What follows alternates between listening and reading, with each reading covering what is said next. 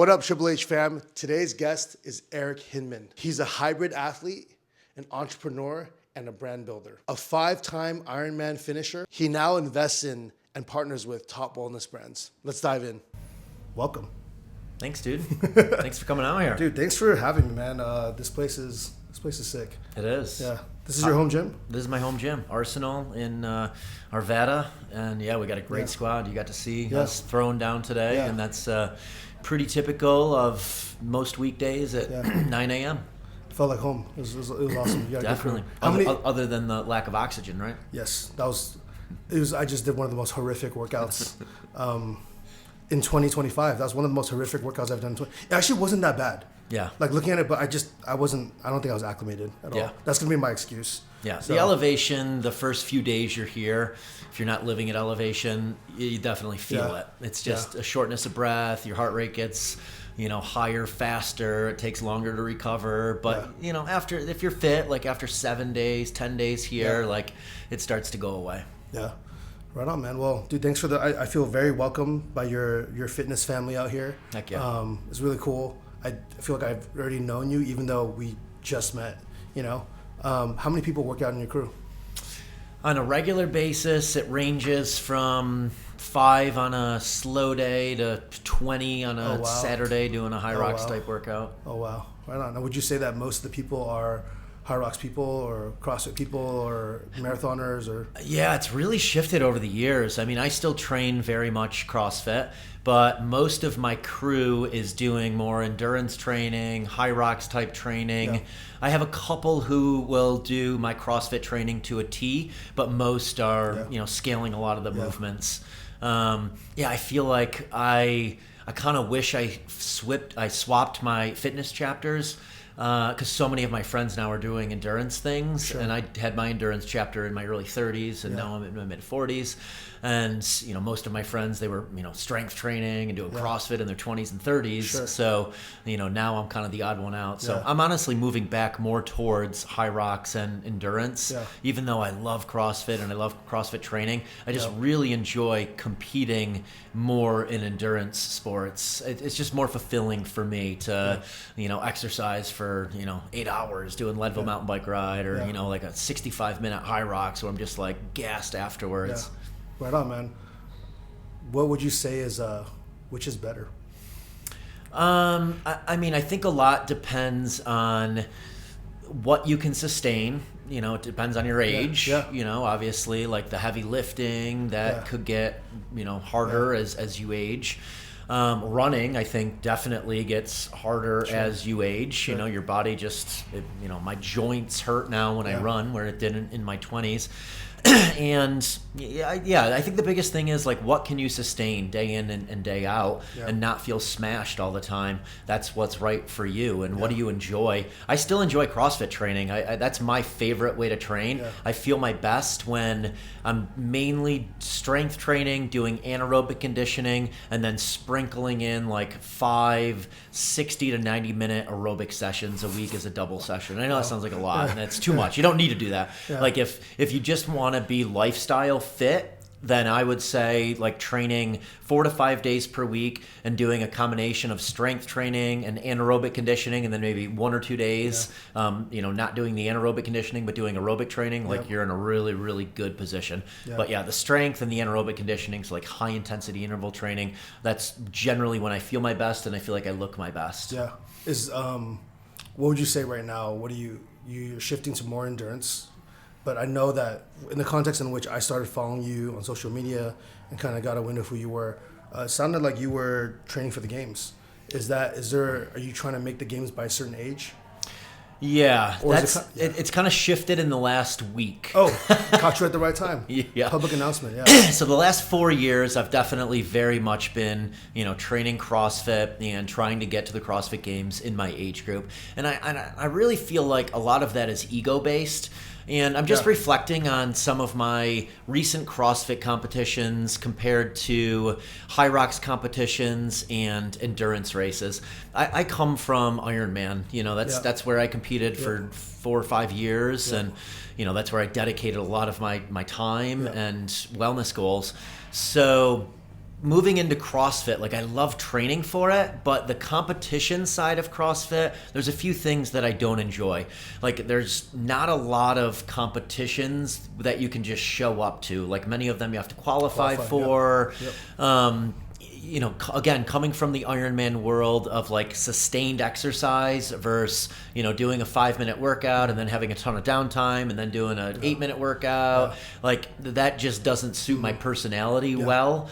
And like HYROX, I like that all of my friends are doing it. I can go, I can do my race. I'm really fulfilled afterwards. I'm sore, but I don't have to dedicate my life to training for it. Where like an Ironman and even CrossFit, like you really have to dedicate your life to getting to the grand stage. Like they've become so competitive. There's so many people that do them. So for all of those reasons, I'm moving more towards competing again in HYROX and more endurance races, but I'm still going to continue doing the CrossFit training because that is where I feel best. I love lifting heavy. I love doing anaerobic stuff. I'm probably just going to start running a bit more, which will have some effect on my ability to lift heavy and do some of the Olympic lifts.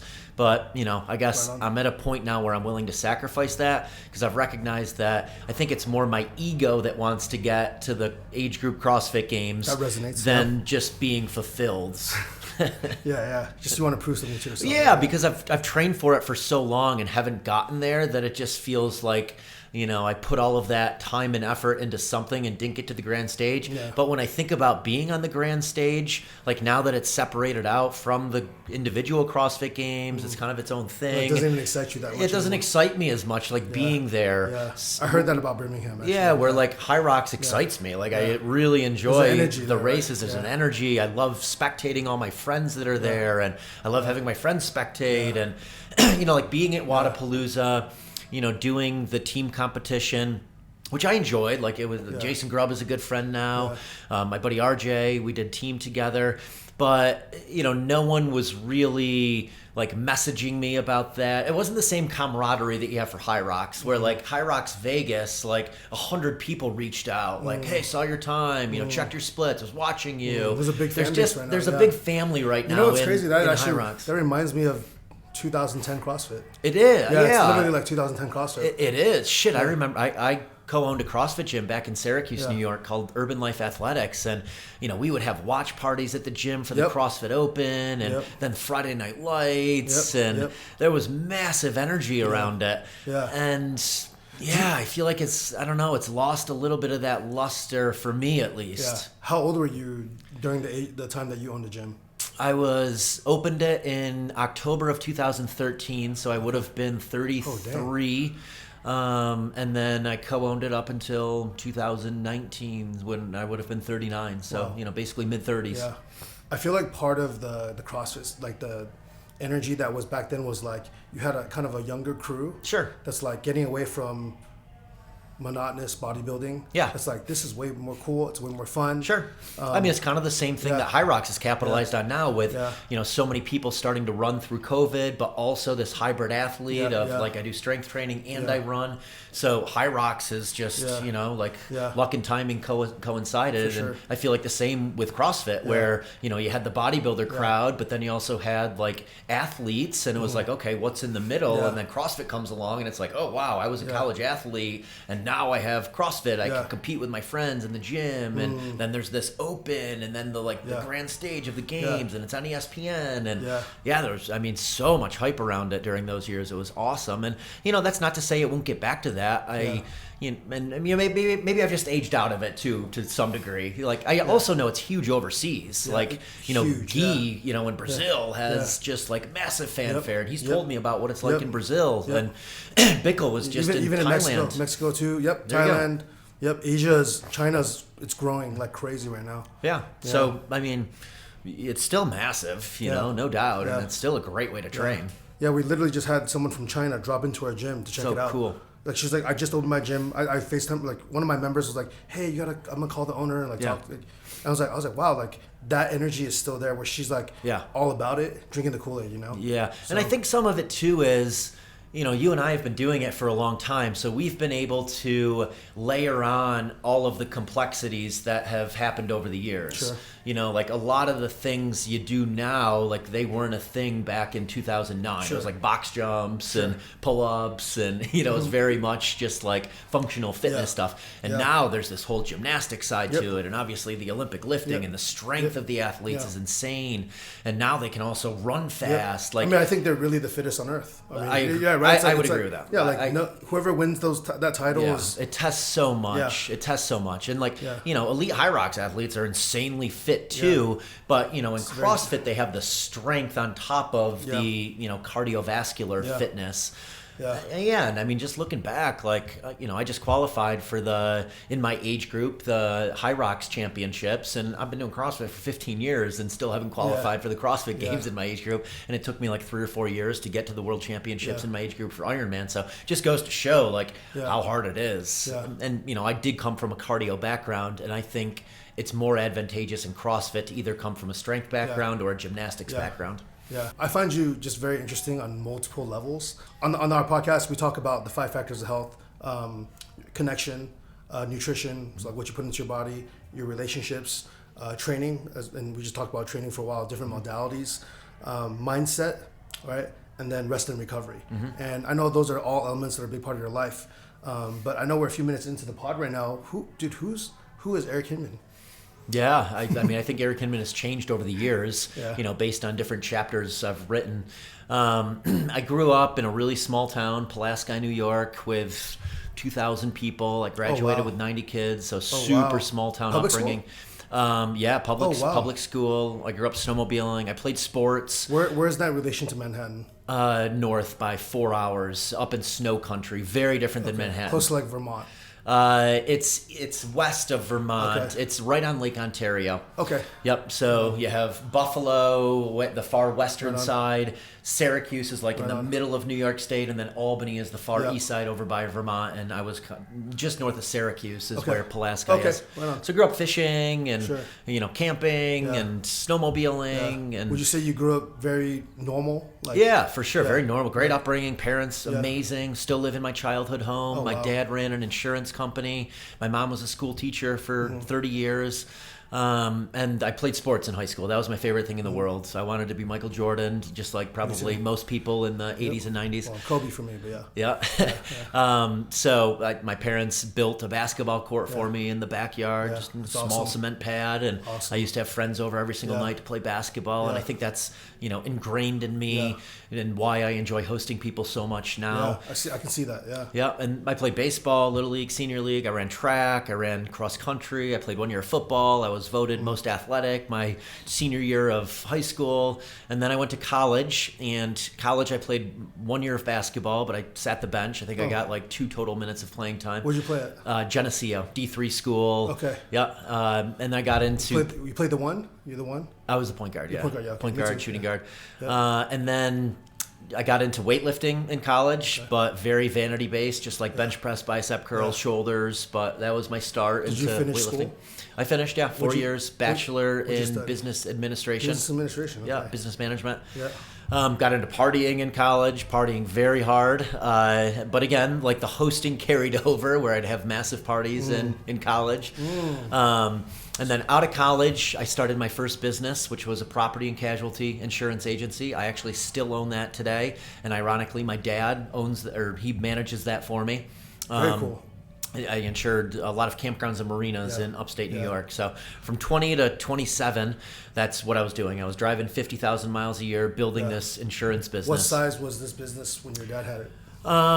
My dad's business was maybe a $20-30 million surplus insurance company. Okay. I meant from like a staffing point of view. Like my dad's company was maybe 15 employees. Yep, and it's a mutual insurance company, so the policyholders own it, and my dad was the CEO. I'm a mass guy. Yep. And then I was an agent, so I was selling policies and then getting commission on the policies. So I owned my own business, and it's residual income, which that's one of the things I always tell young people going into their first career is try and pick something where you can build residual income. I was fortunate that my dad gave me that opportunity and pointed me in that direction of like, hey, you can build a business doing this and you can build residual income. How much of that being a BA major when you came out was like Like, did you just go right into that right out of school? Day one. So you kind of went apprentice model where it's like, hey, because what I talk about a lot is, I've got 3 kids, 8, 6, 2. I'm not huge on college. I'm not, I think you should go to school for whatever credential or certification you want to do, the thing that you want to do. But I'm very against going to UCLA the first 2 years and taking GEs. And I mean, for you, it kind of worked out though, because you were partying and it created a foundation to now throw parties 20 years later. Yeah. I think I learned some valuable skills in college, like time management skills, definitely like relationship building skills.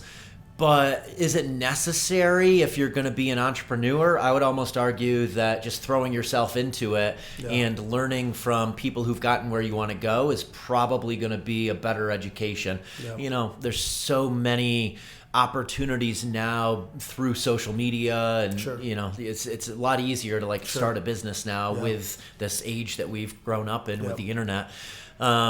So that's your mid-20s. Yeah, that was my mid-20s, was building businesses. I also opened a software company in 2009, building mobile applications. Wow. Did that from 2009 to 2014. That's when I got into Ironman, was during that same time period as well.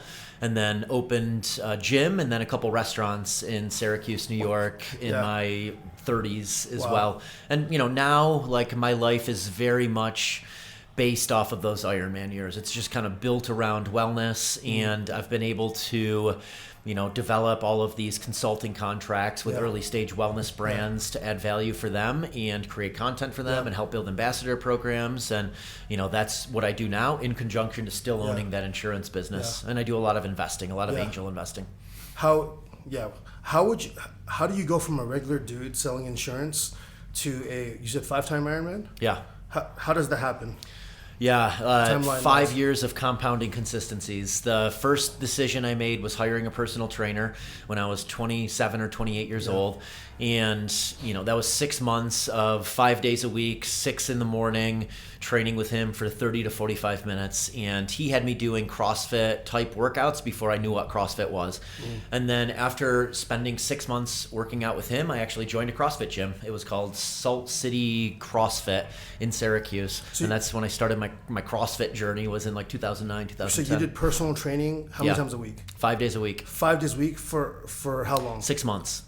Wow. Yep. And then I found CrossFit, and then I started just taking CrossFit classes, which was even harder than the personal training sessions I was doing.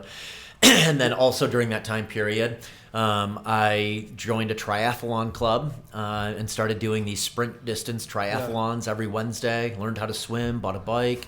And then that just, I became obsessed with triathlon. That was the really sticky thing for me. I hired a coach and, went from doing a half Ironman and almost dying at the end to qualifying for the Ironman World Championships and doing 5 Ironmans and getting to the Ironman World Championships twice. But it was a progression. It was from 2009 to 2014, that time span. But, it's just crazy in a 4-year time span how you can radically change your life. Yeah, you're a completely different person. Completely different person, completely different friend group, completely different daily structure. Yeah. Basically gave up drinking during that time period. Each year I focused on something new, from purposeful training to diet to supplements to sleep to recovery. And it was, that was a massive transformation over those years. But, it wasn't from doing anything extraordinary just in one day. It was literally just like investing slowly. It was just building blocks, and then you get to a certain point where you have that hockey stick growth. But it was kind of years of just layering on things before I got to that hockey stick growth. Just like finances, where it's kind of slow, and then it ticks way up. They say it's the hardest grind to hit the first 100K. Yeah, and it's nothing's easy, but it's that way next easier. 100K can come in 2 years, where the first 100K came in 10. Yeah, I mean, do you know who Ramit Sethi is? Yeah. I mean, he talks about all the time, where it's that first 100K takes, if you're saving $800 a month over the course of how many years? It's 7.5 years to get there. Yeah. Then by year 10, you're at 300K already. So that's literally in the next 3 years, you just 3x'd. Yeah. And then once you hit your first million, it just super compounds. And I've seen that play out in my own life too. 100%. So, man. So what age were you when you were I'm not in good shape and I want to hire a personal trainer? 27, 28. Yeah. And what was the impetus? The impetus was I was in Lake George, and I remember looking down. I was wearing a tight shirt, and I remember looking down at my arm, and I had this like kind of flab of fat hanging over my forearm from my bicep. Wow. And like in that moment, I was like, God damn it, I've gotten pretty out of shape. And you know, I was eating like shit. I didn't have any education around healthy eating. I was on the road a lot with the insurance business, so I was eating Subway every single day. I thought that was my healthiest option. And then eating pasta, exactly. And then eating pasta every single night for dinner, just like overindulging. And then I was working out, but like 3 days a week, 30 minutes, and it was just like, you know, bench press and push-ups, very like vanity-based. Bro stuff, I wasn't doing any cardio. So it wasn't until I hired that personal trainer that I started doing cardio, and then also started doing more functional lifts like deadlifts and squats and thrusters, and then CrossFit, where it was like combining weightlifting with anaerobic training, and then triathlon, where I layered on the aerobic training. So yeah, it was in my late 20s, and by 33, I was at the Ironman World Championships. That's crazy. That's wild. I mean, did you know your blood markers back then, or did you not even care enough? No, I didn't care. I wasn't monitoring them whatsoever. I think the first time I did biomarkers was during triathlon years, maybe so like 2013. Yeah, and I was a lot healthier by then. Although my testosterone was really low during that time period because I was so massively overtraining at that point. My cortisol was so high from managing these businesses and then training 20 to 25 hours a week. Yeah. If you could give you know, someone that was your age, you know, mid-20s to 30, working a, you know, middle class income job, regular job, that's a good job, but they're just not happy with their body, fitness. What's 3 things that you're going to have them do? Hire a personal trainer or join a group fitness class. You know, I think having that accountability, structure, other people to do it with, they're so important. So I would do that, and then eat single ingredient foods sourced from nature for the bulk of your diet. You know, shop the perimeter of the grocery store, so fruits, vegetables, meats, dairy, fish, you know, just things you can find in nature. And I would say the next one would be treat sleep like a job. So, you know, have a fairly dedicated bedtime, you know, have sleep structure, have a pre-sleep routine, try and get at least 7 hours, ideally 8 hours of sleep. And that is going to be your number one longevity tool is like getting appropriate sleep. And obviously diet, exercise, recovery, like all of these things help sleep. So, you know, they're just like building blocks and, you know, that snowball gets bigger as you adopt more of these different wellness practices. Yeah, that's good. How in the last, since you started exercising, you're 29, so 15 years of stacking. How many hours of sleep do you average per night? I mean, he has the data, dude. I'll show you for the last 5 days. Let's see what Apple Health says. It's over 8. My bedtime is around like 8 o'clock. I start winding down. I'm in bed by like 8:45 to 9. I'm sleeping by 9:30, and then I wake up around 6. And you don't have any kids? Yeah, no kids. So obviously, like that plays a massive factor in how much sleep you can get. Dude, 9 hours. 9 hours and 2 minutes last night. I heard. Do you know who Brooke Wells is? I do, yeah. I heard she sleeps 11 to 12 hours a day. I believe it, yeah. There's the last week, 8 hours, 11 minutes on average. What do you say to someone that's building something in their life? You know, they're trying to get healthier. You know, they want to live a happier life, but the health is like the one thing that's not there for them. Yeah. But they're also building, and there's a cost to building, right? There's a sacrifice that you had in your 20s. Sure. How do you sleep? How do you sleep and not feel selfish? Yeah. I think there's phases in life where you have to neglect things, you know, like when you have kids, like obviously you're going to neglect sleep, you're going to neglect maybe your business, like you're raising a family. When you're an entrepreneur and you're trying to build this foundation that sets you up for the rest of your life, you're probably going to have to sacrifice things. I guess I would just caution of not getting trapped into that becoming a lifestyle and recognizing that health is your number one asset. And if you neglect that for too long, it's going to massively affect you later in life. That's good, man. I think one of the things that I'm learning from you, even from afar, and you do such a good job of it, is you are around people that are like you. You know, Jim Rohn, we're the average of the 5 people that we hang out with.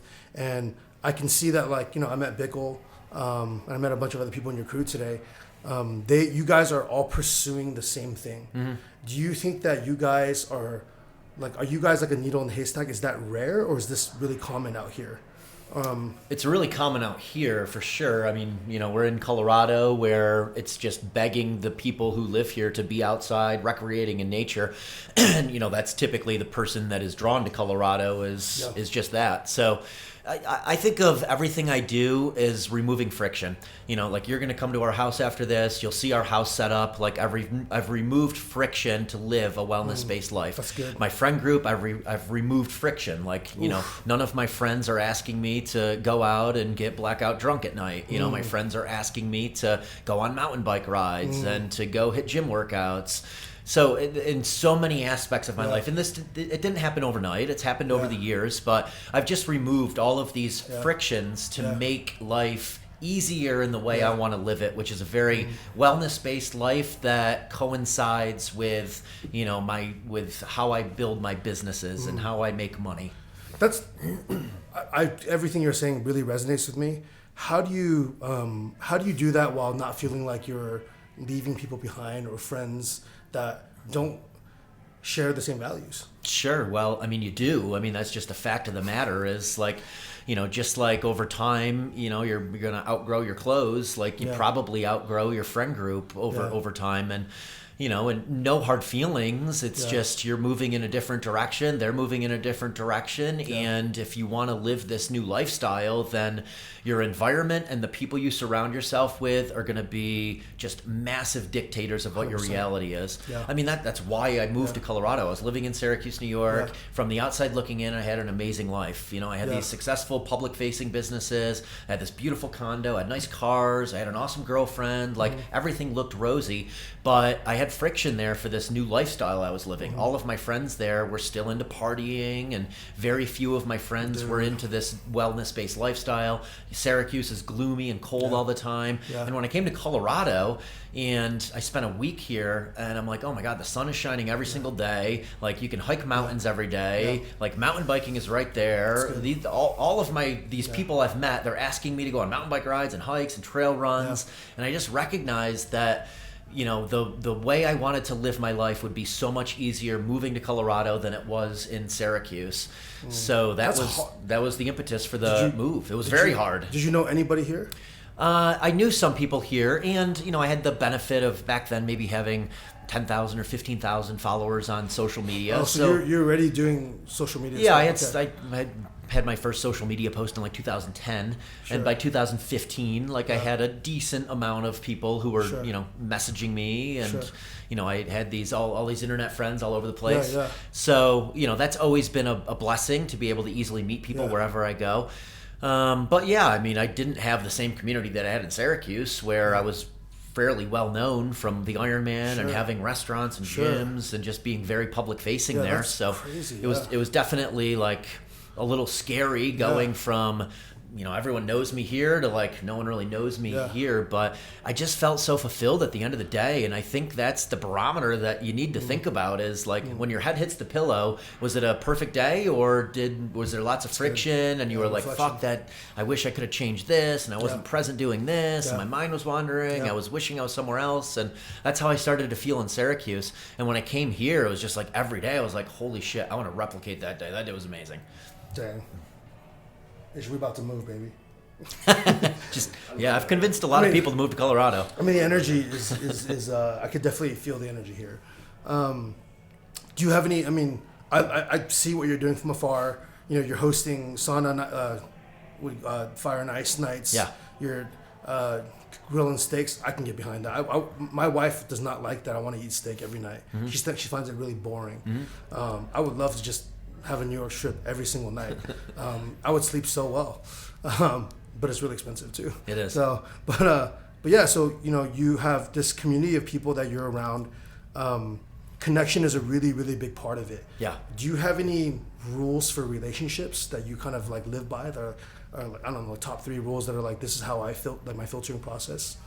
Well, I mean, I often preach meet at least one new person every day. I truly believe that your network is going to bring so much fulfillment and so many opportunities back to you if you're just kind. Like last night, I had 6 people over to do contrast therapy, and 5 of them were existing friends who, just kind of pop in and out. And then one of them was someone, I was hiking Mount Morrison 6 days ago, and I had 4 people who stopped me on the trailhead and said, hey, like, are you Eric? I've watch your YouTube videos, or I follow you on Instagram. And I'm like, nice to meet you. And I'm like, our house is actually right there. Like, just DM me and you can come over and sauna. So one of them, his name's Hank, he met me on Mount Morrison Trail, and he's sitting in my sauna last night, and he's like, I can't believe I'm sitting in your sauna. I've seen this so many times. And I'm like, all you have to do is ask. How do you, okay, I'm going to pause right there. How do you balance that? So for example, I'm not even famous on social media at all, but like, I'm out here right now recording this pod with you. We're hanging out. Yeah. My wife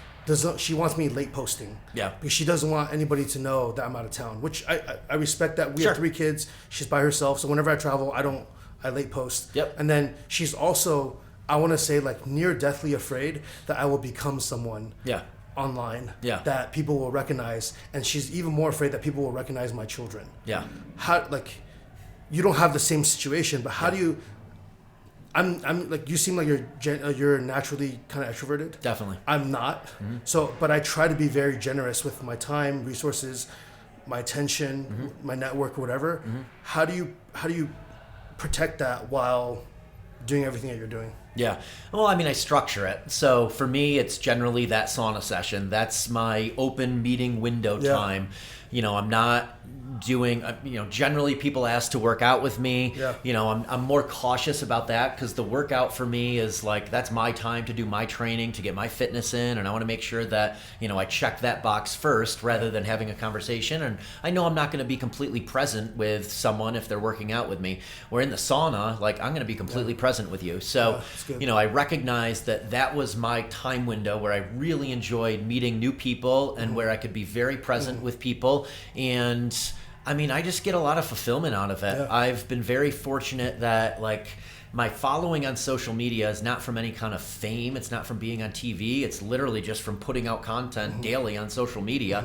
So, most people who follow me, they follow me for my lifestyle, and they follow me for a reason. So I tend to attract very similar people to myself online. Sure. So I've never had any bad scenarios where someone came over and I was like, oh my God, that was shady. Like, they're gonna rob my house later, or anything like that. Yeah. And Sarah's super gracious about allowing me to be able to do that. And Sarah also enjoys meeting people. And that's just how I like giving back. I like sharing things I've learned over the years, and it's really fulfilling for me. And I also love when people make connections in our backyard. They meet, like Hank, he met 4 new people, and he's going to join us for some gym workouts now. Like, he just found a community, just spending an hour in our backyard. And like, I know how meaningful that is to someone, because I was that guy at one point where I was, lacking community, and I just wanted to, like, be seen, and I wanted to feel like I found my tribe. So, I think that it just reminds me of where I was, and I want to provide that for others. So the first one is meet one new person every day. You got a 2 and 3, or no? What's 2 and 3 for relationships? Yeah, just like rules that you follow. I would say number 2 is leaving people, feeling better or better than when they met you. So, coming over and doing contrast therapy in our backyard, like, people leave feeling better. They leave with new knowledge. They leave with new friends. Like, they're just, there's an impact. It's a memory. And then I would say number 3 would be, like, give with no expectations.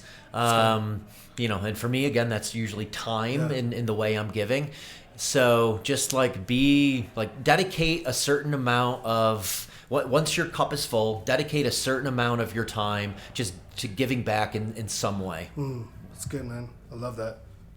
But I think it's important, that your cup is full first. Like, if your cup isn't full, then you'll have more of a scarcity mindset. It won't be as easy. So I do feel like you do need to invest in yourself.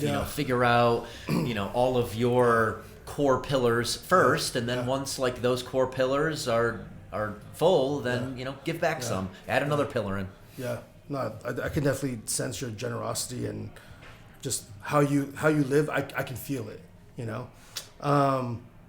Walk me through. So we met here at 9:00. What time did you get up today? I got up at 6:15. if we could check my phone, I think it was like 6:48, something alarm like that or no today. Alarm? I never have an alarm. No alarm. Yeah, I usually wake up anywhere between like 6:45 and 7 every day. Awesome. And bed by 8. In bed by 9, like winding down at 8. Yeah. Sauna session is usually around 4:30. That's done by 6. We eat at 6:15, 6:30. Yeah. And then by 8, just kind of winding down, listening to a podcast or watching YouTube, and then in bed by like 8:45 or 9. And this is Monday through Sunday. Every day is pretty much the same. Yeah, I don't really differentiate weekends from weekdays. They're all the same. That's great. Wow. That's amazing, man. But again, I don't have kids. There are some glass balls others would have that you can't drop that are going to affect that. Absolutely. No, for sure, man. What got you into... I love contrast therapy. I love doing all this stuff. The people that I'm around, I'm trying to find more people that are into it. It feels like in LA, the market, it's a very West Side thing. Yeah. I'm trying to be the one that like brings it to our community. I had a buddy named Jacob. If he's listening, what's up, Jacob? He opened this place called Spacebar Wellness that he exited last year, but he does like pop-ups and stuff like that, and like coffee and cold plunge. Is it coffee and cold plunge and stuff like that. Cool name. So it's like 10 people get in an ice bath and just drink coffee in the morning. Cool. At like a coffee shop, which is really cool. It's just for me, I live in LA, and the West Side from where I am is a different country. Yeah. It's like in bad traffic, 2 hours. Yeah.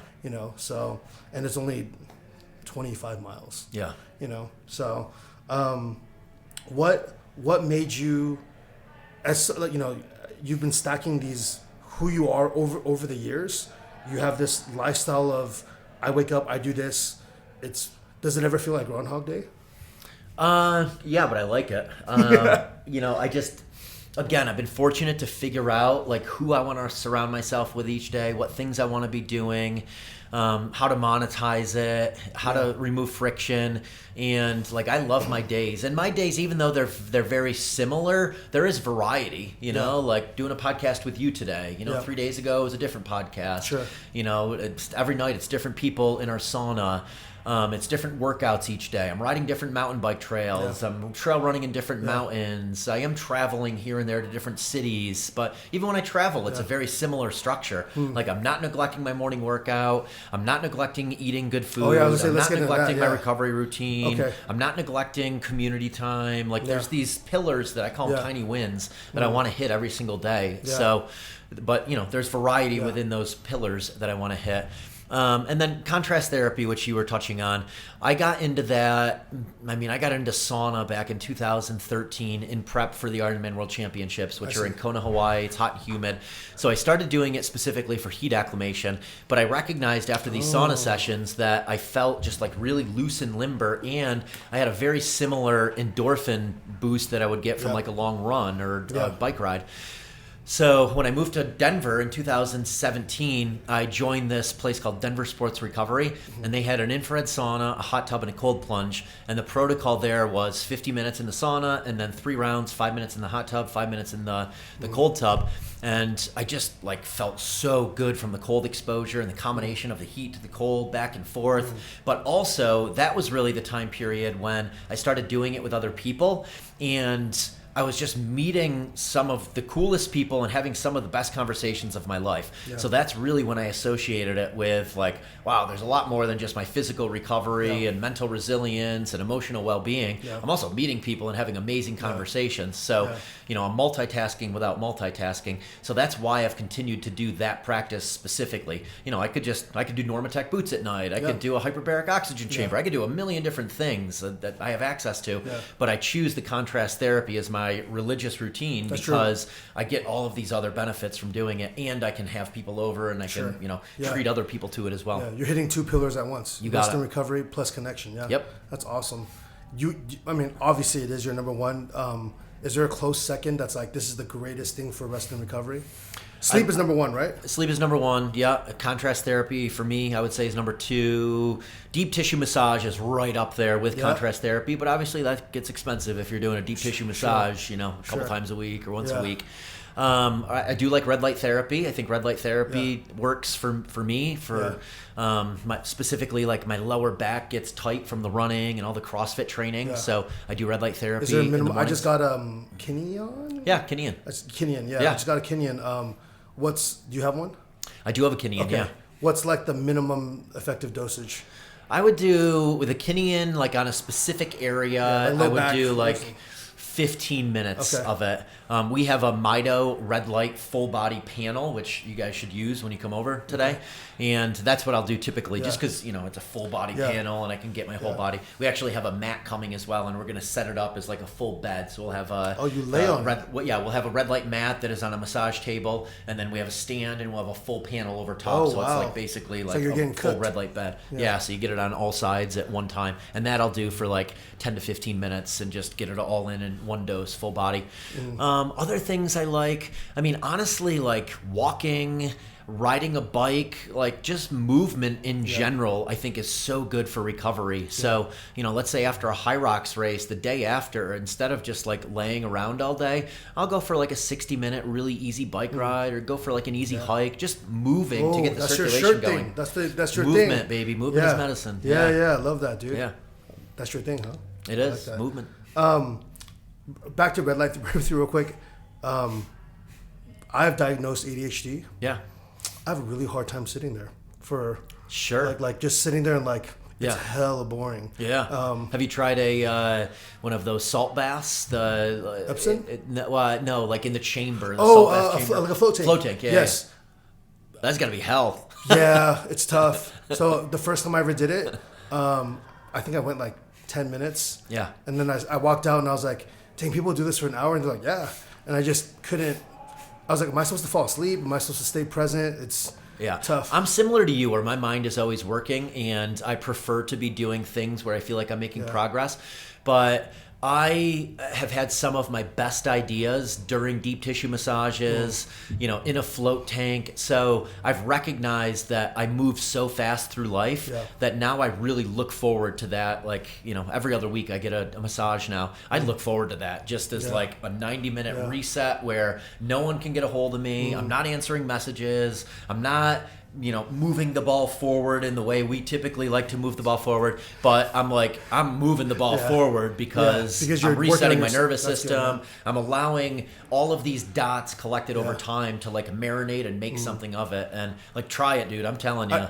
It's funny. So how long have you been having this practice of getting a 90-minute massage bi-weekly? 2010. Oh wow. Yeah, I got 2 massages a week when I was building in for 2 months leading into my Ironman races. Dude, wow. I would get 2 massages a week, and then I'd say when I moved to Colorado, I backed off a bit on the massages because I found contrast therapy, and it's also like $1,000 a month, right? To do it's expensive. Yeah. It's real expensive. Yeah, $150 a session. I think it was back then. So $300 a week times 4, $1,200. Yeah. Now I do it every other week because I do the contrast therapy every night. So I feel like my body is able to recover, and I really like PEMF mats. You guys should use our PEMF mat when you come over this afternoon. That? It's pulsed electromagnetic frequency, and it also has infrared heat. I lay on that at night when I'm winding down. Like I'm gonna wind down anyways, so might as well combine it with something. Yeah. And it fucking knocks me out. Like 45 minutes on that thing, like you are just like you're ready to go to bed. Yeah. And even in the middle of the day, if I do it in the middle of the day, it zaps me. Yeah. So I like doing that as well at the end of the day. Again, I wouldn't put it up there with sleep and contrast and red light and all these other things, but I do enjoy doing it, and I do that every night.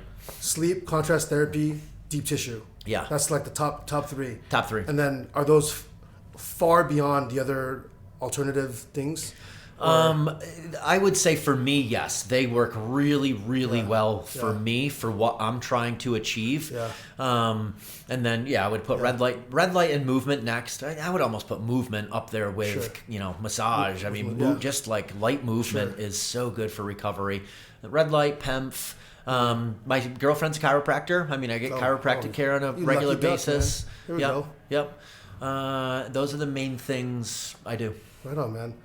It's funny, you're talking about massages. I have on my Google Calendar, December 2013. Yeah. I put book a massage. Nice. I just got the massage 2 weeks ago? 2 weeks ago. Yeah. A year and 2 months later, just because I kept pushing it out. Yeah. You weren't looking forward to it. I was looking forward to it, but I just I'll prioritize a meeting or something. Getting shit done. Yeah. Yeah. But that is getting shit done, you know? You gotta reframe it as like, I need to check out for 90 minutes every other week just to like show up as a better husband and show up as a better parent. Like it really does like just kind of re-regulate your nervous system. What was the flip of the switch that said, I know this is going to cost me not just financially, but in time, and like I can't be doing something else. I came out of it and I was like, dang, that was like 2 hours, man. Yeah. Like I could have done so much stuff. I think it was the ideas I got during it and just recognizing that was more powerful than just like constantly executing.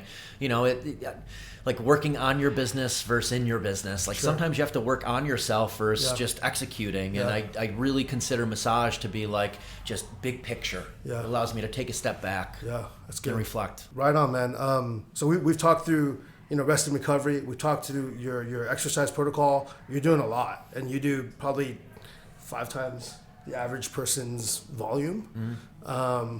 Connection, we talked about how you kind of seek out connection.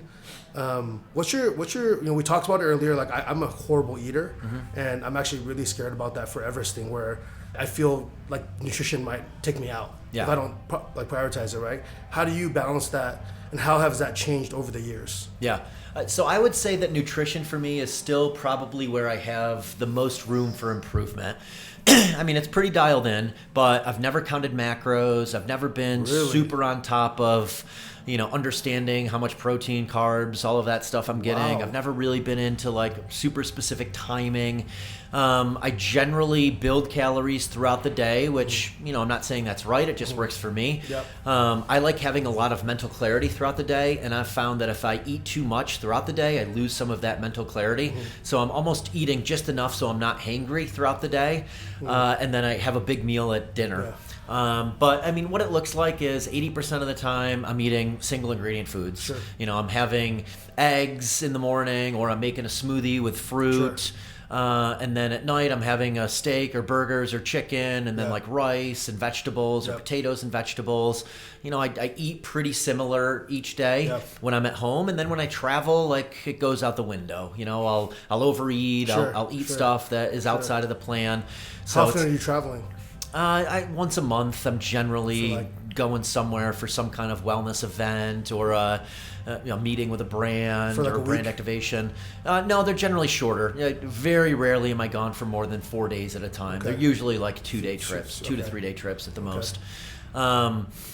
Even then, though, you know, I'm building calories throughout the day. Like very rarely will I have something other than eggs or a smoothie for breakfast or lunch. It's really just dinner where I'll stray from the plan. And then, you know, I generally will snack on blueberries, honey, or some kind of nut butter at night, just kind of mindlessly, you know, if I'm doing some work at 7:30 in the evening. And that's something that I could definitely cut out, and I'm sure I would benefit massively from. But again, I think the key is structure, you know, knowing when you're going to be eating so you're not overthinking that, and then knowing what you're going to be eating so you're not overthinking that. And again, like removing friction. Like you'll see when you come over, like you'll see what our fridge is stocked with. You'll see what our pantry is stocked with. Like we don't stock it with candy and, you know, savory chips and ice cream, because if it was in there, I'd fucking eat it. Of course. So I like having like steaks and, you know, burgers and chicken and eggs and milk and yogurt and, you know, just like good food. That way, that's all I can make a decision about eating. Have you ever had the Snickers ice cream bar? I'm sure I have, It's pretty much a Snickers bar. Yeah, I've had But then the middle of it is ice cream instead of like the nougat, whatever. I have, I'm in the process of moving for the last 3 weeks. And I don't know how you've moved. Moving sucks. Yeah, it does. I have a box of I got it at Sam's Club. I call it my emotional support ice cream bar box. That I've been hitting like every night. I hit one bar. Are there any rules that you follow where it's like, this doesn't belong in my house? We don't I just don't eat this. Like during, like when I'm not at home. Anyway, there's no candy in the house. We'll have ice cream here and there. I don't keep cookies around. I don't keep things around where I know once I have a bite of it, I'm going to eat the entire box or the entire carton of it. And again, just the structure. Like I'm not 100%. Like right now, I'm not thinking about what I'm going to eat after this. It's just like an autopilot. I know I'm probably going to have you know an omelet, or I'm going to make a smoothie when I get home. I'm not having to think about like shit. What do we have at the house? What can I make? And that's when you resort to eating the wrong thing. And we all suffer from decision making fatigue. And I'd rather use those decisions for calls I have, podcasts I'm on, creativity for shooting content. That's good, man. I love the way you're doing life, man. The last one is like mindset, and we've kind of talked about mindset throughout this entire thing because everything that you're doing comes from a way of thinking. Have you always, obviously you haven't always thought the way that you think today, and that's changed probably every half decade to decade, right? Sure. What do you do to, build resilience and just grow your mindset? I mean, all of the little things every single day. I don't think it's, I've done Ironmans. I think that certainly helped with mental resilience, but I don't think that's a healthy thing to do. I think just small incremental things is the way to do it. So like the workout we did this morning builds resilience. Yes, the jumping in, it's cold here in Colorado today. I guarantee that we're going to have an inch layer of ice on the ice bath, and all of us are getting into it today. Like doing that every day builds mental resilience. Signing up for a HYROX race, signing up for a marathon, like all of those things are going to build mental resilience, and that's going to help you when bad things come. It's going to allow you to not only deal with, bad stressors, but also like these things I do, they yield positivity, they yield an endorphin boost. So I know if I'm in a bad mood, but I hop in cold water for 3 minutes, I'm going to feel better afterwards. I know after I hit my morning workout every single day, I'm going to relieve stress. I know after I do my sauna session that I'm going to feel relaxed. So I keep all of these things in my daily routine because I know not only in the moment do they make me feel better, but they build resilience over time. It sounds like, I'm going to kind of reiterate this, it sounds like a lot of your mindset is slowly stacking a lot of these decisions that you make that are big decisions for a lot of people, but you've turned them into micro decisions. You got it. Or even afterthoughts where this is just normal for you. Yeah. Right? It's the same thing where it's like, in finances, people that save. Yeah. Right? A saver is a saver. And someone that doesn't save is like, they can't walk into Best Buy because they know they're not going to save money every time they walk into a store, right? Yep. So you just stack this over time to the point where it's like you don't even have to think about it. You got it. Everything in life is sets and reps. So the more sets and reps you can put in at whatever you want to get better at, the better you're going to be at it. And the more autopilot it's going to be. Like I truly believe in structure as opposed to disciplined and motivation. Like just do it so many times that it becomes the norm, and then you don't need any, like I didn't have any discipline or motivation around this morning's workout. It's just like every day at 9:15 I work out. Yeah, that's good. So good, man. Man, as we kind of wrap up, I guess a couple questions I have is like, what motivates you to do what you do now? I think knowing what my best day is and how to live it motivates me each day, and like giving back to, like having a full cup so that I know that I have the ability to give back motivates me. And I love pushing the ball forward physically and mentally. Like I love building things. I love building my fitness over time. I enjoy building businesses. I enjoy helping others build businesses. So, just that daily progress definitely motivates me. And, I've learned what to say yes to and what to say no to. And I think that's super important when you kind of figure out like your direction in life. Yeah. Have you heard of the 9 out of 10 rule? No. It's like, so a 9 is like a strong yes. Yeah. And I try to go 10 out of 10, but there's this book by Derek Sivers called Hell Yeah or No. Yeah. You heard about it? No. It's basically, you look at every decision that you're doing. Familiar with like if hell yes. If it's not a hell yes, don't do it basically. Yeah. That sounds like that's how you live your life. I try to live my life that way. Easier said than done, because I do have a lot of things that come my way. So I feel like I get better year over year of saying yes to the right things and no to the wrong things. But when you have empathy, it's tough, Yeah. Yes. That is me. Do you know what a BHAG is? BHAG? Yeah. Big, hairy, audacious goal. Oh, yeah. I've heard this before. Sure. Yeah. Do you, what are your future aspirations? Do you have athletic endeavors, future, business endeavors? What is entrepreneur endeavors? What's your next, what's your BHAG? Yeah, so this year I'm doing rim to rim Grand Canyon. That's a little scary because I don't have the same type of endurance that I used to. That's in April. I'm doing this 5-day stage race in Croatia with James Lawrence, the Iron Cowboy, in April. That'll be, an endurance challenge. And then I do Leadville every year, the Leadville 100-mile mountain bike race. and I have to backtrack my way into that, not just completely sucking. Sure. So, I can do it at any time. I have enough endurance and bike fitness, but like to do well at it, I have to train. How long was that race? Last year my time was 8 hours and 25 minutes, so it's a long day in the saddle. God. So those, as far as like fitness goals, and then, I mean, on lifestyle goals, the big things I want to do going forward are in real estate. I want to build these wellness compounds, wellness neighborhoods with friends in places that I enjoy being and enjoy hosting. So we're doing this on a micro scale right now in Austin. We're building a house with our friend who owns Ice Barrel in the heart of Austin, and it's going to be just like a wellness hosting oasis. So sick, yeah. And there's other locations that I'm ideating on, manifesting, just starting to visualize where I want to do this over the next 5 or 6 years. So I think that'll be the big lifestyle goal, is just like moving more and more into real estate, but real estate that I enjoy, being at and enjoy hosting at. Are you anti-building that in California? No plans for California at the moment.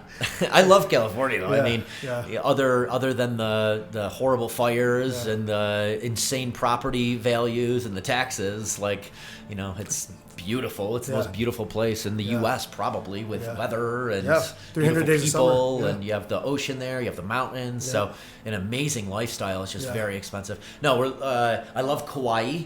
So at some point, I'd love to have a place with friends in Kauai.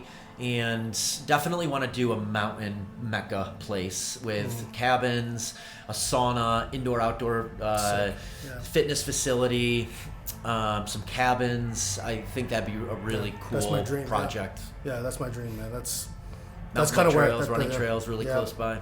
Yeah, it's really hard to do in Cali, man. So yeah, it is, man. Land's so expensive there. I'm trying for like 4 or 5 years now. It's super tough, man. Dude, man, I love everything you're about. If our listeners on the Happy Healthy Human podcast if there's one thing that you'd say that you could do to improve your life right away, what would you say that is? Hit a morning workout. Hey, easy. What are 5 places that you love? Yeah. House, Muscle Mountain. That's what we call our house. Yeah. We love our house. Love hosting at our house. I love Austin. I love the wellness community there, the gym scene, the creator ecosystem there. Love Kauai from a beauty of landscape standpoint. There and Telluride are 2 of my favorite landscape places. Where's Telluride? Telluride's here in Colorado. Oh, okay. Yeah, it's southwest of here, in the mountains, just like beautiful jagged mountains, super pretty place. And then number 5 would be probably like California. I love the Santa Monica Mountains. I love mountain biking, trail running through that area. I love Malibu. I love Venice, Santa Monica. Wow, so put Cali on there. Kind of that whole area. Wow. If it wasn't so expensive, that area suits my lifestyle so well. Because tons of business opportunity there, tons of brand builders there, big creator ecosystem there. Lifestyle wise, like the ability to trail run, mountain bike, and do ocean sports. Sarah loves the ocean, so it's a beautiful place. That's awesome, man. One of the things that I say a lot is one of my mentors, Sean Ryder, says these 3 things will give you like 80% of your life's happiness. Yeah. And the first one is love where you live. Yeah. And it sounds like you've nailed that. Environment. Heavily dictate your reality. Yeah. As you created, would you say your home is your number 1 favorite place? Yes. That's sick. I don't think that's normal. Probably isn't. Yeah, right. So home is a vacation for me. Usually when I'm away somewhere, I can't wait to get back home. Home is my favorite vacation. That's awesome. Number 2 that he says is the second thing is love who you live with. Yep. Right. It's the people that you're around. Huge, right? Who you're spending your time with. Yep. And the third one is, and I talk about this one a lot because I actually really, really like to work. I'm one of the few weird people that really like to work. I think you like to work too. I do. It's love what you do. Yeah. And we're going to spend 50% of our waking hours, if you live to 78, the rest of your life, that's 25 years of working. Yeah. And that's 33% of your lifetime is you spent working. And it doesn't make sense to not do things that you love doing, regardless of the income that comes with it. So true. You know what I mean? Can't agree more. Yeah. So, but you're living that, man. 3 books that have had the greatest impact on your life. How to Win Friends and Influence People, Dale Carnegie. I love that book. I like Never Eat Alone. I think that's a super powerful book. Third, I mean, I think Tim Ferriss's books are really powerful. Tools of Titans. Yeah. Like, I love learning from others. I mean, so much of my learnings come from those nightly sauna sessions of just conversations with people. Yeah. So Tools of Titans obviously is conversations with kind of the best of the best, people who've been very successful in various aspects of life. I just started reading it, but my buddy Sahil Bloom just wrote a book about the 5 types of wealth that I'm very excited to finish. I haven't read it all, but I've spent time with Sahil, and I really like his philosophy on wealth. I picked it up after you shared about it. So it's really similar to the principles that he talks about time wealth, which I don't talk about, but I talk about all the other pillars in it. So that's really cool. Last one is, what's one healthy meal that you can't live without? So if I could only eat one food ever, it would probably be like acai bowls or smoothie bowls. Oh, wow. I love steak, I love burgers, but like the one thing, because I don't eat much meat prior to dinner. I generally am just like eating, I have a lot of smoothies and a lot of smoothie bowls. Wow. So I think that if I could only have one thing for the rest of my life, that's what it would be. You throw whey in that? I do put protein powders in it. It varies between wheys and other protein powders. Right on, man. Cool. All right, got a couple hot takes here as we kind of wrap out. You were a hooper growing up? I was what? You were a hooper? You played basketball? Hooper, yes. Yeah, hooper, yeah. I love basketball. Favorite sport. What age to what age? Basketball was up until my freshman year of college. So from, 6, I think I was on a Little East team, all the way to 19, 20. Who's the GOAT? Of basketball? Who's the GOAT of basketball? Yeah, MJ. I mean, I grew up in the MJ era. Yeah. How close is Kobe? I think Kobe's very close. I would put Kobe number 2, and then probably LeBron number 3. I loved Allen Iverson too. Allen Iverson was my favorite collegiate basketball player ever. Yeah, AI's. If AI had like 4 more inches, he'd probably be the GOAT. Yeah, dude, he's so fast and he's just so fun to watch. Yeah. I loved him in college. Yeah, and also this is the third something that we mentioned earlier. I'm a huge Rich Froning fan. Yeah. Who's the GOAT in CrossFit? Yeah, I mean, Froning and Frazier. I mean, it's tough to. Froning was obviously a different era than Frazier. Yeah. I guess you could definitely argue that Frazier is the most winningest, and Frazier probably in his prime would have beat Froning in his prime. But I mean, it's cool that Froning is stuck with it. He loves it. Where Frazier, it was very much a career. And Frazier obviously still likes working out, but he was at HYROX in Vegas this past weekend. Just kind of chilling. Yeah. Like you can tell that he doesn't want to compete anymore. He didn't do it. He did it. Yeah, he did doubles with Matt O'Keefe. Oh, okay. Yeah, but just for fun. Yeah. Casual.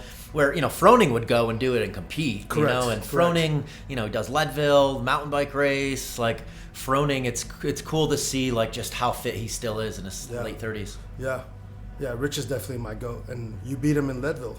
I beat him in Leadville once. Yeah, this past year I was like 5 minutes, 10 minutes faster than him. Yeah. He beat me the year before though. Yeah. I mean, I'm a biker. I have years of biking experience, and not that he hasn't put a lot of time into biking, but that's super impressive for a CrossFit first athlete to be able to go. Yeah. I think he was sub 8:30. Yeah. One of the years that he did it. That's very, very fast Leadville mountain bike time. Stud, complete stud. I would be proud if I beat Rich in a horse.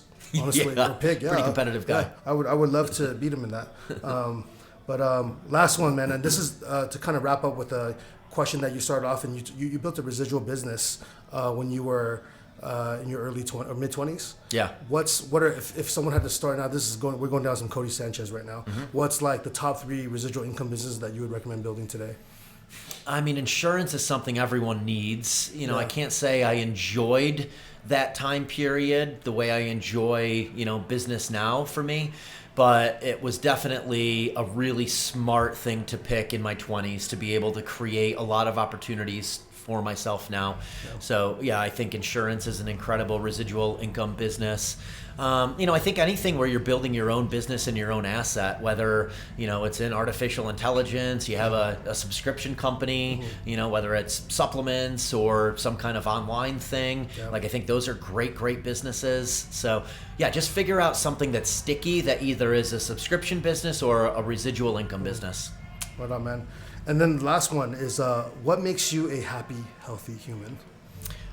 Movement for sure, community for sure, food for sure, getting sleep for sure, meeting new people, sunshine, being outside, mountain biking, lifting heavy weights. I could go on, but most of these, obviously the theme is wellness, type 2 fun, minor discomfort in the grand scheme of things. All of those things really make me a happy human. Yeah. I love the name of your podcast. Thank you. Yeah. Well, that was great, man. I'm starving. Let's go eat. Let's eat. Stay happy. Stay healthy. Cheers. Let's go, dude.